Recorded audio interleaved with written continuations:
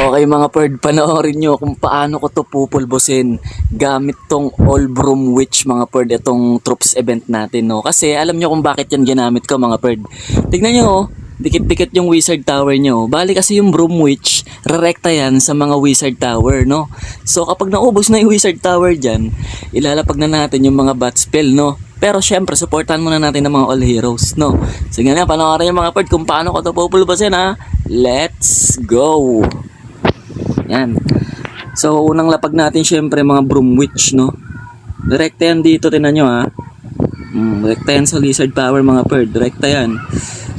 Direkta yan, mga perd. Pag naubos na yung mga Wizard Tower dyan, mga perd, wala lang problema yung bat spell natin. Diba? Diba? Sana hindi mamatay yung iba, madali lang yung mga Wizard Tower. Ayan na, ubos na yung Wizard Tower, mga perd, diba? So, dito na tayo. Support na natin ng ano. Ayan. Support na natin ng mga heroes. Yan. So pag naubos na yung mga laman ng sisi, durog yan sa mga ano ko mga perd, mga bat spell mga perd. Di ba? Durog yan mga perd.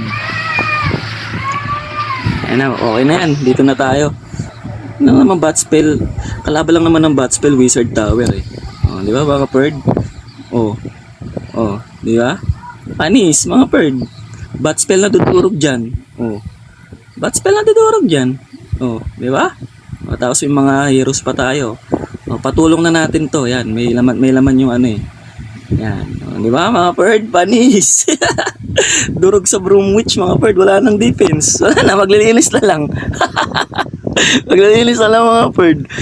Baka gayahin nyo na itong strategy ko. Effective lang to sa TH9 to 11, mga perd, ha. Ewan ko lang kung effective din sa TH12 to kasi napakalakas ng TH12 eh. Effective lang to sa TH9 to 12, TH9 to 11 mga perdi, okay? Yan, tapos yan yung mga ability ko. Di ba? Durog mga perdi. Dikit-dikit ba naman eh. Tapos lalo na pag dikit-dikit yung mga Wizard Tower. Durog talaga to mga perd, promise. Di ba? Pakak na pakak mga perd.